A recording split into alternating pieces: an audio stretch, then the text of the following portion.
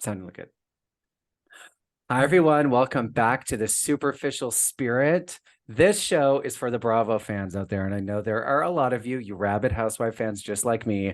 Our guest today is a reality TV show star turned podcaster who got his start on The Millionaire Matchmaker, one of my favorite shows with Crazy Patty. Crazy in a good way. I know, trigger warning. I'm not making fun of people with mental illnesses, okay?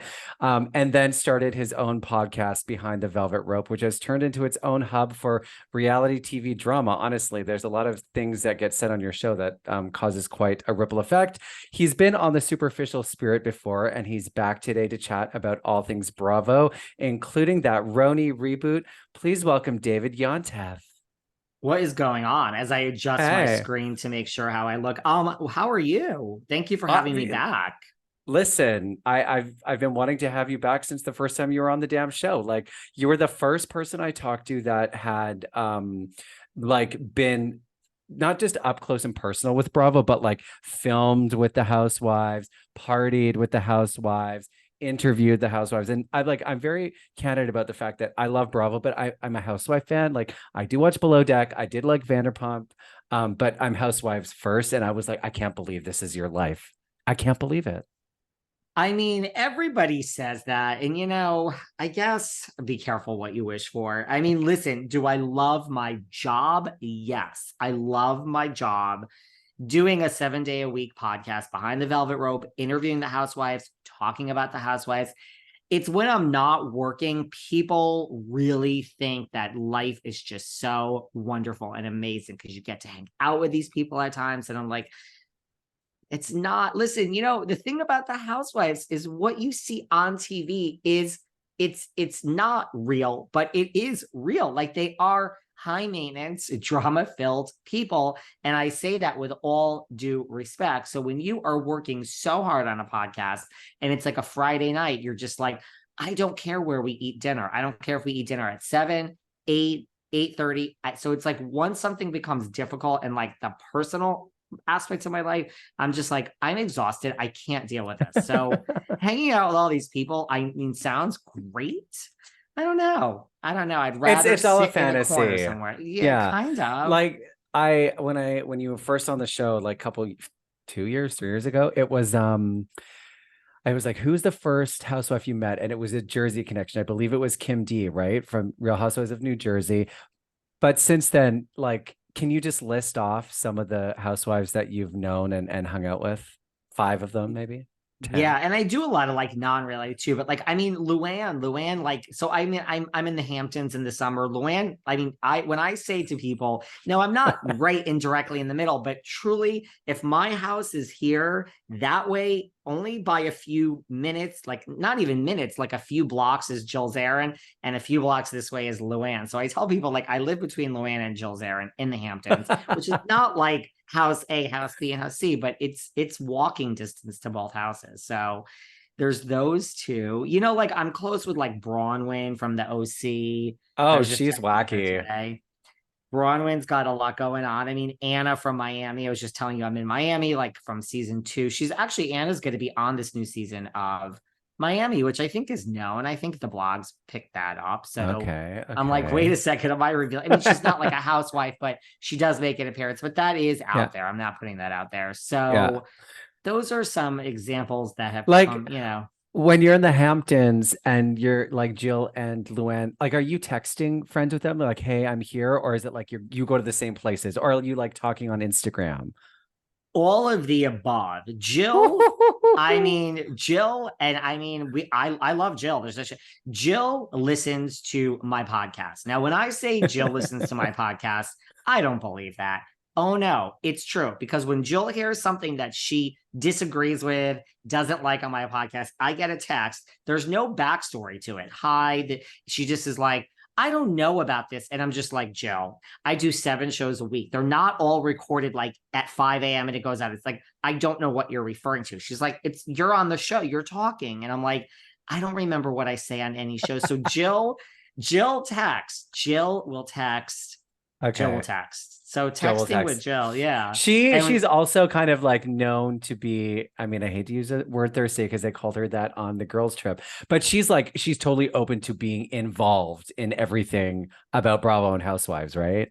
she is, except she is the one on this, the whole reason we don't have like a RHONY legacy show is because of her. Like she is the Huh. one that held out for more money. Look, the story's out there. I'm not revealing anything. Yeah. Like they gave exactly, listen, business. Exactly what you said is what happened when they were calling people back for legacy. Ramona wasn't involved. They called Luann, they called Dorinda, they called Sonia, they called Kelly Ben Simone, and they called Jill.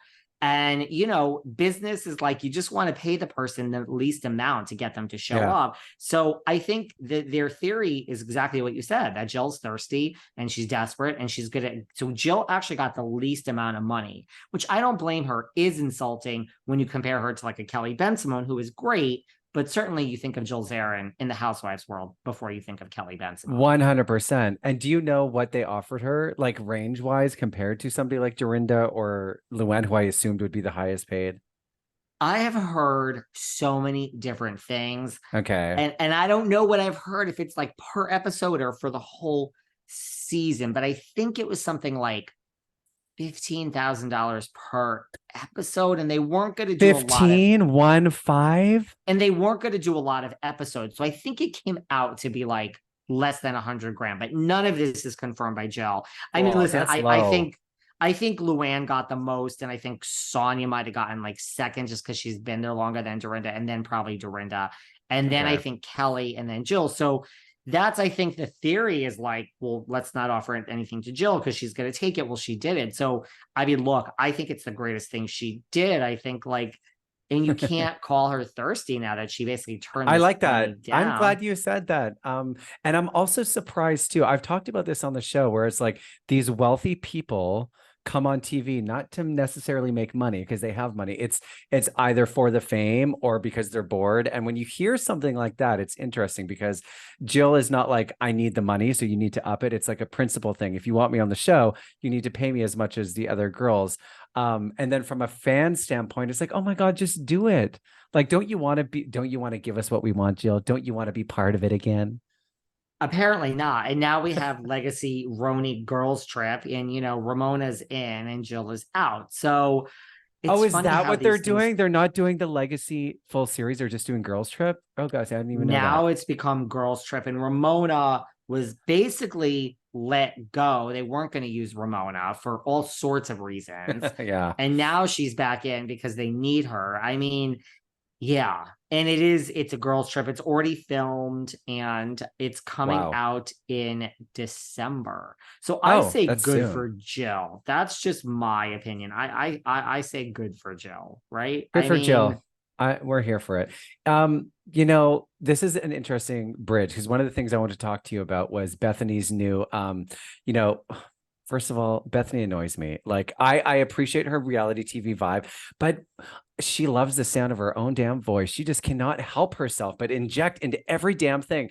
And her most recent crusade of like getting a reality TV show union, like one side of me is like, I get it. These people should be protected. But then I'm like, well, if they weren't exploiting people, it wouldn't be good TV. Like if you can't serve liquor, if you can't film overtime, if you can't stress these people out, it's going to be a very polite. That's one thing you said to me when you first came on. If your life is just normal, it's not going to be good enough for TV. It has to be a little loose. So what do you think about her like wanting these protections and unions and stuff like that? I mean, so many people are really like Bethany, people are coming at her. Like, because I just did a show today about it was one of my gossip shows. So I do like the interviews, but then I do these Yep. gossip shows where it's just more like informing everyone what's going on and just saying, like, Bethany, like, what do we think? I mean, most people are not pleased with Bethany these days because I posted, I listen, look at all the comments. I mean, people are saying, is she gonna ruin reality TV for us? I don't know. Wow. I just don't know what is going to come of this. But, when you don't need the money, which she doesn't, and she has two top lawyers involved now, I don't think this thing is going away. I don't think she's just going to wake up and say, oops, I'm No, sorry. dog with a bone. Yeah. Something is going to happen. So, look, I know somebody, two people in particular, who texted This is all hearsay. So I don't know if any of this is true. Sometimes people tell me things and I'm like, are you telling me the truth? But I know two people associated with the Bravo world that said that they reached out to Andy to say, like, I'm sorry, and like, look what's going on. Or I don't even know if sorry was used, but just he was like, smoke and mirrors. We're not worried at all. I mean, first of all, what are you going to say to someone in a text? I would think, but then I heard from other people that NBC and Bravo are taking this seriously. I think you have to take it seriously that someone is like dedicated their moment now to looking into you, and two lawyers are involved. I don't know. It's a long process, right? Yeah. I wonder too about how Bravo will age, because you see like Paris, Lindsay, Brittany, people look back and be like, we didn't treat them well, but at the time it was completely normal for us to, take pictures up their skirt, make fun of Brittany when she shaved her head, make fun of Paris's sex tape. So do you think that in like 20 years, Andy Cohen will be a pop culture figure that people said, took advantage of vulnerable women and people with addiction issues, and people like, look at Taylor Armstrong's season. That was crazy. Like, abusive husband, died by suicide. And Andy was like, this is great. Like, line up the cameras. Do you think that will age nice? Like, do you think we'll look back and be like, Andy Cohen was the devil and was like taking advantage of people? Like, if you think about it, you could say, what about like Kim Richards in season, 1 to whatever, with alcoholism? And there's so many examples. You could point to Raquel Leviss from Vanderpump Rules and everything that just happened. So I don't know. I really look, people have been saying this for a while, about Andy. So it's not, I don't know. Listen, I've talked about this on my own show too, in the sense that like, look, does Andy have extreme exposure? Look, you're going to go after NBC, but Andy has a lot of money and you're an executive producer. I just think like, it's like Don Lemon. It's like a situation like where something goes wrong. The person that takes the fall isn't necessarily the one guilty, but it is the person in the public eye to make a statement. So personally, I don't know. My mind always thinks big. And when I hear something is brewing, I always skip over steps like 2 through 99. And I'm like, yeah, I personally could see someone like Andy eventually losing his job. And then people tell me I'm crazy because maybe this is all just a bunch of ridiculous noise. But I just always think, like, I think if it's a real thing and we get dirty, someone's losing their job somewhere over this. Totally. Heads will roll. They need to. Yeah. Interesting. Right? Like somewhere. So, right? Like if it's going to be a lawsuit and we're looking into, and this whole thing could go away, except if you do 5 things. Eventually NBC Bravo will say, make this go away because, tonight's show of RHONY needs to go out and we don't want this. So it's like whatever makes the most financial sense is how they're going to handle it. But I think eventually, and mind you, if Andy loses his job, I think it'll be like a Chris Harrison or a Don Lemon with a huge $25 million paycheck. Oh, fuck yeah. Huge. Right. And Andy is in his 50s, not that 50 is old, but you already have like $75 million. Now you have this. I don't know. Wouldn't you just, I would just live. I would live. I would not, I really wouldn't care. But there's the addiction to the fame that comes in, is like he is, I think fans have a personal connection to Andy. And I think if he was to go, it would cause some issues. But I think you're right. If this goes further and they do want somebody to be accountable at some point, he'll get dragged into it.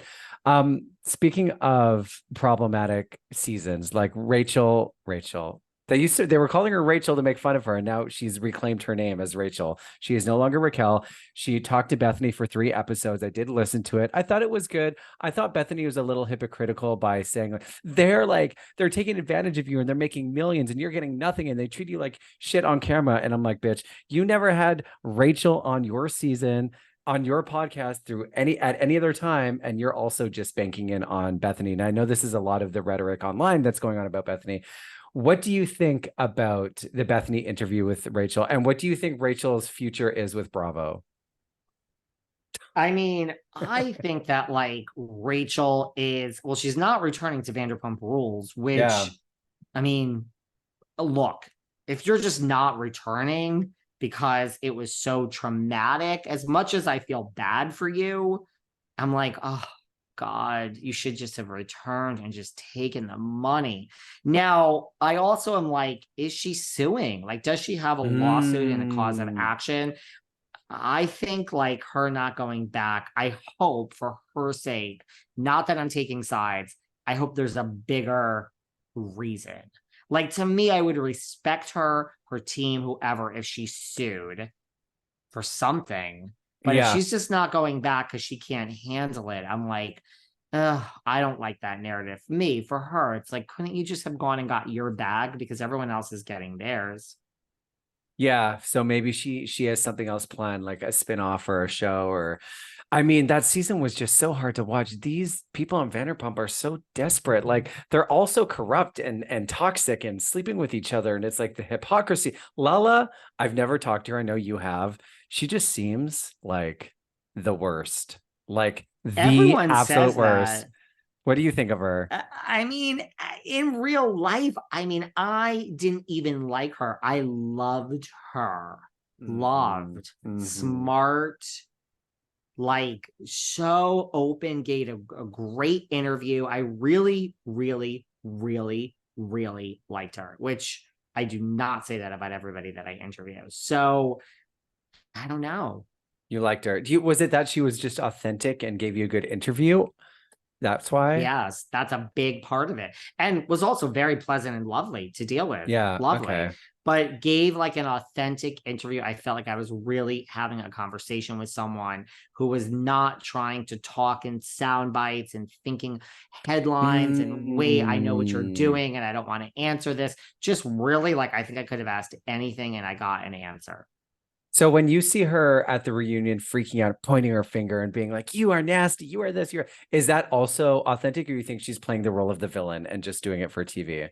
I really think I really think this show was on its last leg, and I really think it was going to be canceled. And I really, really think that you talk about the addiction of fame. Like, I think that look, she would have still been Lala, Sheena would have been Sheena, but I think that they knew it. I think they were told that this is the end and that this is your Oh, last season. And then I don't think Scandavol is fake, but this thing happens. And I just think it's like, imagine if it's not you. I mean, I just think they could act outraged, but I think secretly they were like, thank God this happened. It saved our show, which it did. yeah, And I yeah, think you have people that now in season 10 know what they're doing. So yeah, Lala knows what she's doing. James know what she's doing. So they just, mind you, by the time the reunion was filmed, it was also a global totally. worldwide phenomenon. So I Yeah, think whatever they did when they were filming and they knew what they were doing, I don't even know if they expected this reaction, but when this took over the world, I think that they came into that reunion hyped up, acting times 10. But uh-huh. I'm not blaming Lala. I mean, James is throwing things and walking out. And I mean, I just think it was all of them just being like, yeah, like I had You got the to do it. regular paycheck and I am not losing this, not now. So you said that you don't think Scandavol was fake, but I sensed a little like maybe it was like like this is the thing. Tom and Ariana's relationship was already on the fritz, so it wasn't shocking. It was a little shocking that it wasn't even shocking that Raquel and Tom hooked up. It would have been if it was a one-time thing, it would have been like meh, not surprising. But the fact that it went, I think, over and over and over again was a little shocking. But what parts of it do you think were amplified? Like what part do you think what was produced more for the show? Like, for example, Tom dropping his phone at the show and Ariana just picking it up and it happened to be on the video. Like, I don't believe that. Do you think Tom and Ariana could have been like, let's orchestrate this a little bit? Do you know what I think? I mean, I don't know if you're a Summer House fan. I am not, I think but tell me. Carlin Lindsay, I think Carlin Lindsay might be orchestrating this big breakup. I mean, Trying I to get don't on it. know. Oh, Well, like, look, if you're in love with someone, I mean, they called off the wedding. They were about to get yep. married, but they did it. Then they do it on camera. I just think if you are in love with someone, couldn't you say if this was your soulmate, like, listen, don't we? I mean, Ariana made over $1 million in this whole thing. Can't you just say, listen, this is what we should do. And then the person says, this is the most crazy thing I've ever heard. I need to sleep on it. And then you just say, I mean, they called off the wedding. Their friends didn't know. People had hotel rooms booked, but it is what it is, right? So I think, couldn't you say to someone like, we will be apart. I trust you're not going to have sex with anyone else. It's like 9 months until we reconcile. Let's have our own Scandavol. And Damn, sorry, I you like have to. that. I mean, I trust you. You're not going to have sex with anyone else. So who cares? There's no sex for like a year. I mean, you could, I mean, that's not easy, but like $1 million, it's just one It's a more lot. season. It's like, I don't know. I don't know. I mean, it's really, everybody is winning from Vanderpump except for Rachel Leviss. Like Tom's band is a real thing. It sells out shows now, regardless of what you hear online. Ariana has all those endorsement deals. Everybody's podcast is in the top. Jax is Yeah. returned. Jax has a podcast in the top. I mean, add it all up. I mean, couldn't you say to your love of your life, like, let's do this? Yeah. And Totally. not prank everyone in a year, not say whoops, but just we're both in on it together. And in a year on the show, we'll reconcile. I don't know. I like it. Oh God, that's so cool. That is taking like reality TV by the horns, if that's what they did. A little soulless, but like, you know, the money is, And it's hard to say no to that. And I'm not even like, I'm not so convinced because, like, look, I mean, calling off a wedding and rumor is like he told her.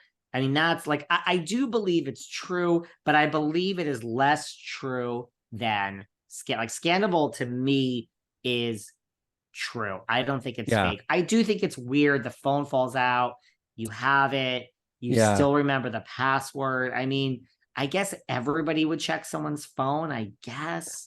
But I don't know. to check someone's phone, it's like, here's the thing. If you check someone's phone, aren't you definitely going to find, I don't mean cheating or videos, but like it's weird to me. Like you're going to find something that is strange or that you don't like. So why would you do that? Like, here's the thing. This is an example. Like this happens to me all the time. Like you're talking to someone on the phone. You're like, okay, I'll talk to you later. Bye.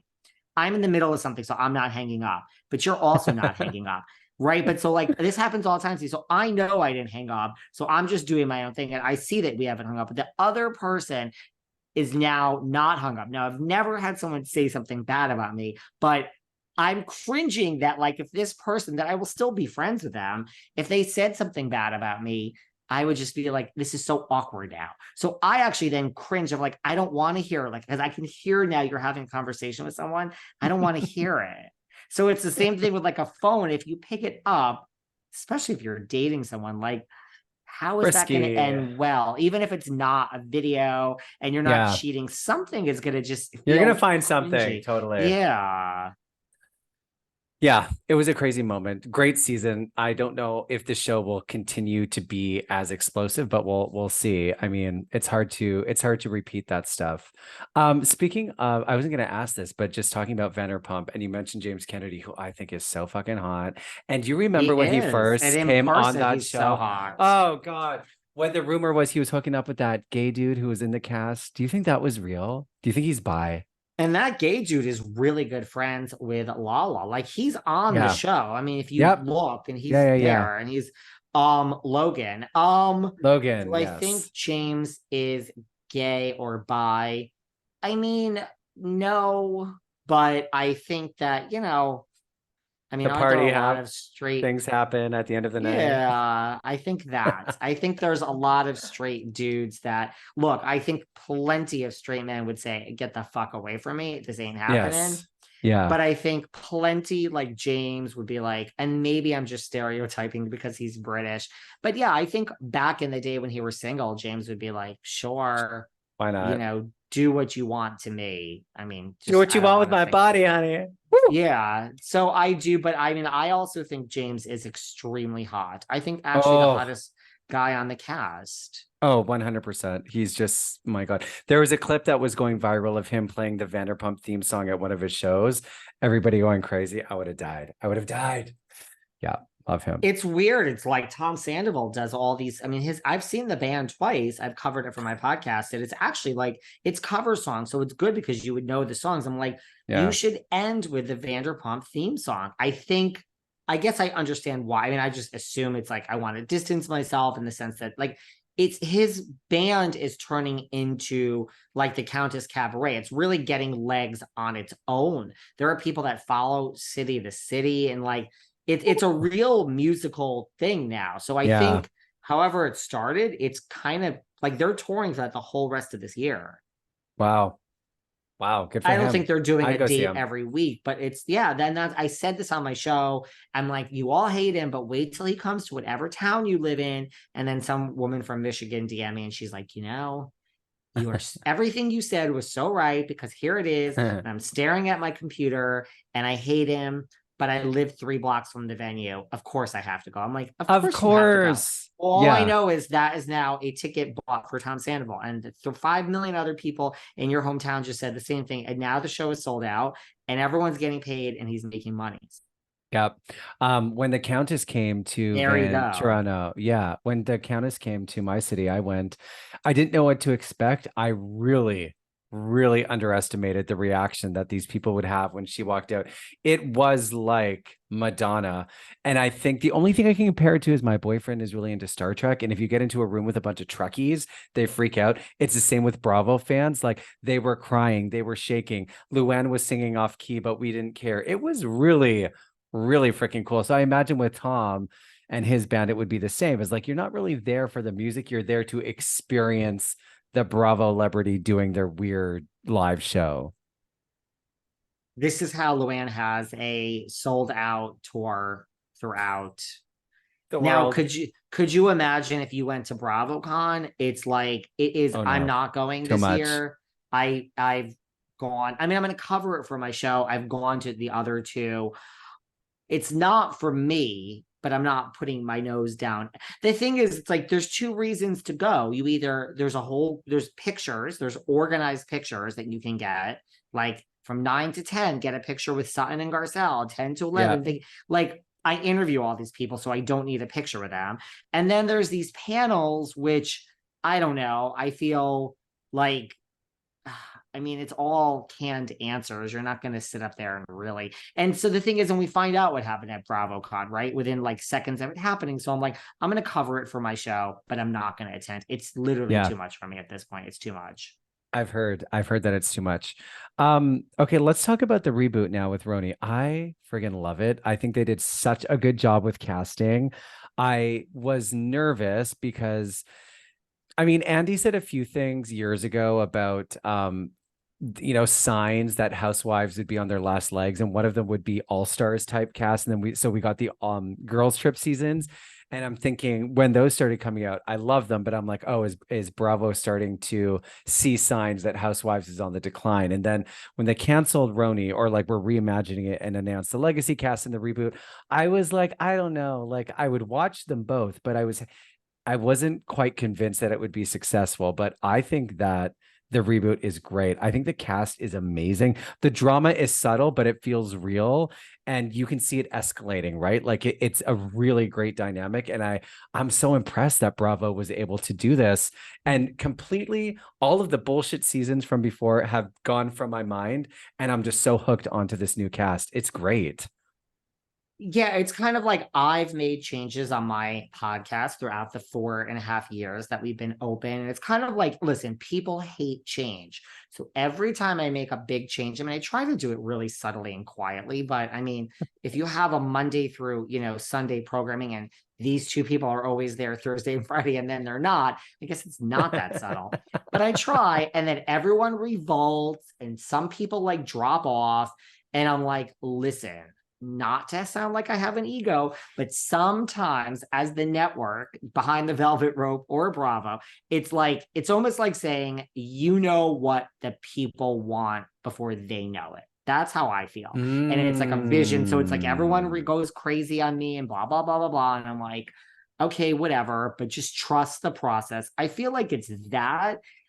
I think it's like the thing that people don't realize is this franchise, you love it. There's a lot of people that love it. And then there's a lot of people that don't like it, but the people that don't like it are still watching it. And the thing is, it has legs. So it's like, do you see what I'm saying? Like it has legs. So it's like it can go on. Does that make sense? So Even it's if like, people, yes, people are hate watching it or they're love watching it, they're watching it, and that's kind of the whole point. Um, do you like I saw online that they were thinking of doing Atlanta reboot, which doesn't surprise me because this season was so bad. I barely got through it. Same with OC. Like what's your sense, or do you have any inside scoops on reboots for the rest of the cities? I think, well, there is this talk in, I don't know about, I think the OC is considered like a success of a season. Like, I mean, I'm not saying Yeah. I'm not saying that I'm enjoying it, but Okay. I believe, like, look, the ratings are better than they are for New York. And I think that a lot of people feel the OC is like back to its old form of like fighting on a boat and fighting over this. And I will agree with you. I'm not enjoying it, the OC at all. Yeah. But I think really, if you look at every franchise, Potomac, OC, Salt Lake, which is starting, I really think if someone said to me right now, what franchise is the most in trouble right now, I would say 100% Atlanta. I Yeah. absolutely, last season of Salt Lake, I absolutely hated it. Season 3, I Yeah. absolutely hated. I could not watch it. It was horrible. I am thrilled that it's back. It's premiering tonight. By the time this comes out, I'm sure we'll already Yeah. have. I mean, we have Angie's upgrade. I mean, I'm sorry, we have Mary Cosby back. Like, sorry, Oh, the I don't cult know leader what herself. else, right? So I'm so excited for Salt Lake, and I thought last season was horrible. So it's possible to turn things around. I think right now the number one franchise in trouble is Atlanta. Yeah. The past 2 seasons, 14 and 15, but this past season of Atlanta was literally unwatchable. It was horrible, horrible. So what are they going to reboot it, do you think? Like I saw on Instagram there were like some rumors that they're thinking about it. What's your sense? There were rumors, and then there was like a lot of calling it back of like nothing is confirmed. I saw another ridiculous rumor, which is not going to happen, that they're thinking of bringing the entire first year cast back without Nene, of course. Once you sue the network, you can't really Yeah, come yeah, back.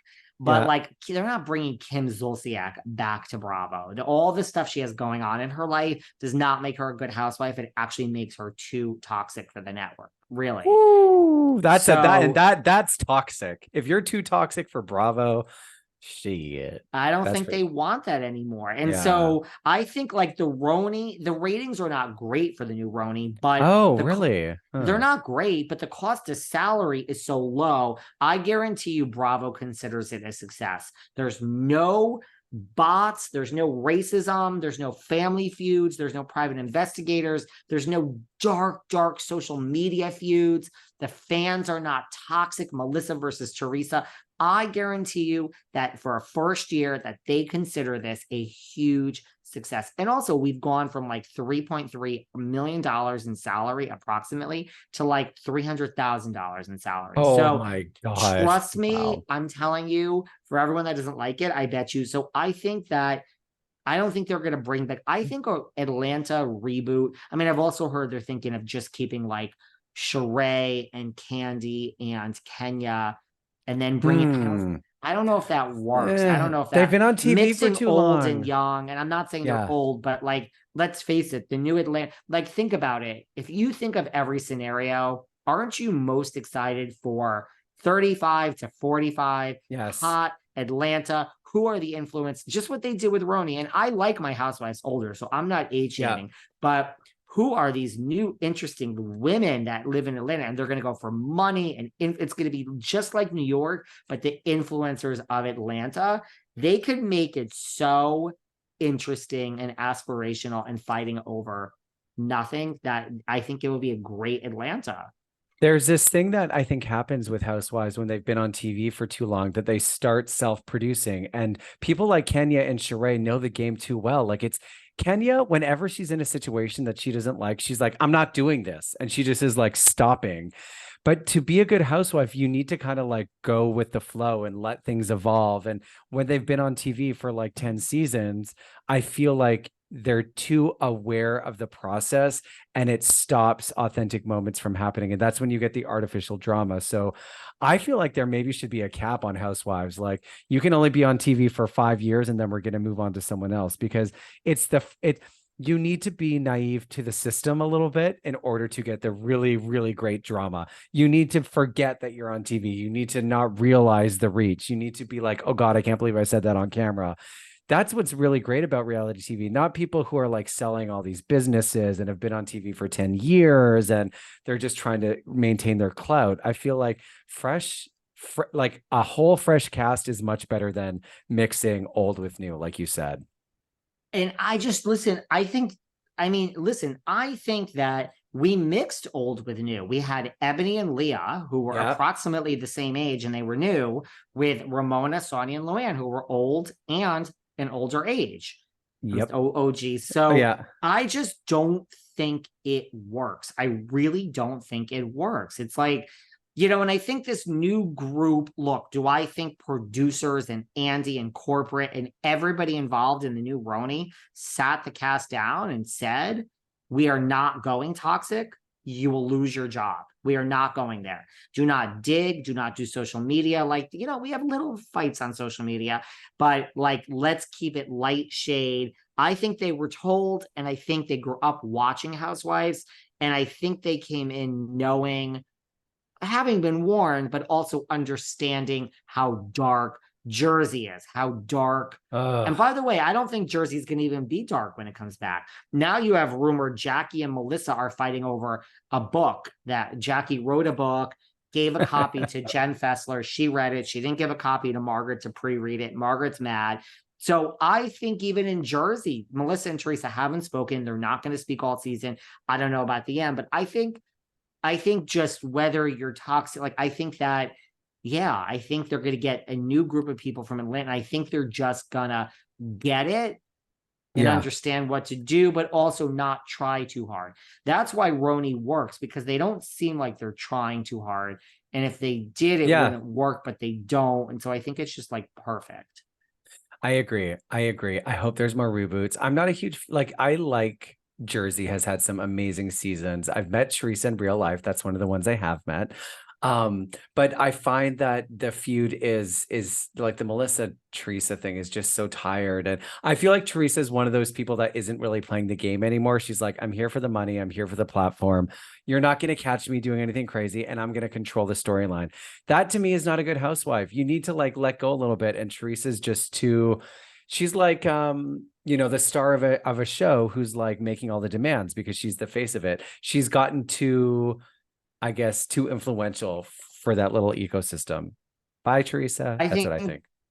No, I mean, I think Jersey behind the scenes is the most toxic of all. Like they truly, and I think Potomac is probably second. Like Ooh, Jersey, like they do everything that they're accused of. They have finstas and try to manipulate podcasts and try to like put out the narrative. And I'm like, God, it's like, isn't that exhausting? And like even now in Potomac, Giselle and Robin just apparently said something about the Grand Dame on their podcast, and Karen's clap back. But that's not even. But like Jersey really tries to create a narrative off air when they're not on or when they're filming, and it's like, that's just, I don't think, like I can't picture like Garcelle and like Sutton trying to get to bloggers and manipulate them and say all this stuff. It just doesn't.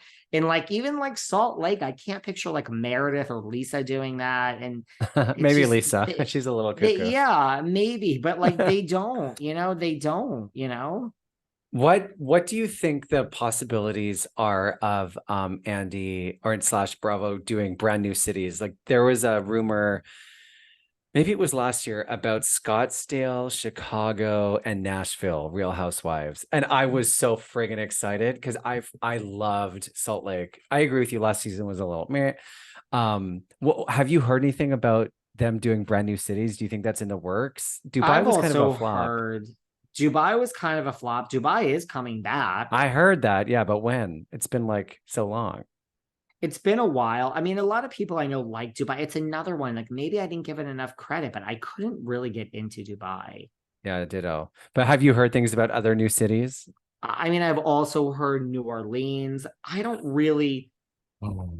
I think it's like, I don't know. It's like a fine line to me. I think if you're gonna reboot certain cities, I think, like, I almost think there shouldn't be a new city until you deal with every city that you have. Like, if we're like, I feel Uh, like we have a new city. It's called New York. Now, if we're gonna have a reboot in yes, okay, Atlanta, true. I think if we're gonna keep rebooting certain shows, and I do think if we were going to reboot something after Atlanta, it needs to be the OC. Yeah. That's, Oh yeah. Yeah, I mean, totally. Shannon, we've seen everything with Oh, Shannon. Shannon. Emily and Gina never understood their presence from day one. 100% agree. Yeah, why? I have a thing for Heather because I like watching super rich people on TV. So I Sh- enjoy watching Heather. Fine, fine. Yeah, I get the super wealthy. Yes, fine. She has the escapist factor. Yes. Tamra, I don't even think Tamra's doing what classic Tamra should do, She's trying you know? too hard because she got put on pause. They let her come back, and now She's she's like, desperate. I yeah, it's I feel bad for her because I can imagine her watching it back and being like, oh God, like, but what else are you supposed to do? They fired you. They fired Dorinda. They put all these people on pause, Rinna, and then you're the one who gets to come back. It's like there's a lot of pressure on her to perform, and it just seems so contrived. Like it's just so fake. And there's got to be wacky people in the OC. Like, oh my God, there has to be. Like, go find them. And even that, like, not to take it back to like Laguna Beach and the hills, but like, do that. Get a bunch of Yes. like Lauren Conrads and Kristen Cavallieris that are just like, I mean, we have Selling OC and we have Selling Yep. Sunset. They're both Yep. brilliant shows. Yep. You can find that version type of personality in the OC that would be a housewife and just run with it. That would Yeah. be great. Why not Heidi Montag? Man, she would probably like a job, but she's been Well, talking about it. she's been talking about it. Or I had her on my podcast. What about Adrena Patridge? Oh, perfect. Yeah, one of those girls. They've been on TV before. They get it. Yeah, I like that. I don't know. I mean, but on something, I have a weird feeling they're not going to reboot the OC. I mean, but I really hope that they do because I think this season is awful. Yeah, it's not good. Okay, we only have a little bit of time left, and I wanted to ask you about this is not Bravo, so I don't even know if you watched it. So I'm going out on a limb here. Okay. But did you watch Real Friends of WeHo I with do. Well, Todrick? first of all, I did for two reasons. One, now that I split my time between New York and LA, I mean, I'm there. And two, I was reached out to by MTV to have Joey Zazik on my show. So I was like, I now have to, I didn't watch it for a minute, but then I'm like, now I have to watch it because this person is coming on my show. I mean, all the things you heard about, I mean, I was in LA. It was true. They were truly getting booed when it came on at the bars. Like it was everything you read is the real deal of what happened. But go on, talk to me about the show. I just want to know what you think, because as a gay guy, I'm always like, I would love to be on Housewives. I would be so good. I want to confront somebody at a dinner table. But historically, gay groups of friends have not done good on docusoaps. Like for whatever reason, we're not able to get the viewers, or we're not able to create authentic drama. So I wanted to see if you had watched it, what you thought, and two, why don't we have a successful Housewives type show with gay guys? I think a couple of things. I think first of all, you're casting a bunch of people that can lie in the press all day. These were not real friends. Let's just start there. The real friends we have. This is not a group of actual friends. That is the first thing. Sure, some of them knew each other. The second thing is they're all more or less in the industry. So, like for instance, like let's just take Brad Goreski. There is no way in hell that Brad is going to get dirty. It's not going to happen. Brad is like styling a Sarah Hyland and styling Leah Michelle and is on the red carpet on E. So Brad is great at the game, married to Gary, who is also great at the game. So Brad will never get dirty. He's never going to Yeah. go there. It's not authentic. I'm not trying to just pick on him. then you have Todrick, who also, yeah, it's kind of a redemption. I mean, a lot of people don't like Todrick, but he too has this whole agenda. Granted, you almost have nothing to lose because of the whole Big Yeah. Brother and everything, but like even him, so it's like I think they made a mistake by choosing. I understand why they chose these influencers with a name, because I mean, I just don't think it works. Like, I actually don't think it works. Like, let's have Heidi, or like, I think, yes, Brad has a following, Todrick has a following, this one has a following. Yeah. Let's put it all together. That's a built-in audience. Not really. I think No. if they really took a group of real, true, like, we are going to, the way casting works is like they'll talk to me and accidentally I'll say something without even realizing it, although I probably wouldn't because I know how this works. And you just mention a name and you had it, you focus, you had a conversation, you didn't even know what you were saying. And they're like, who's that person, Jeff, that he seemed to not Yeah. like? Yeah.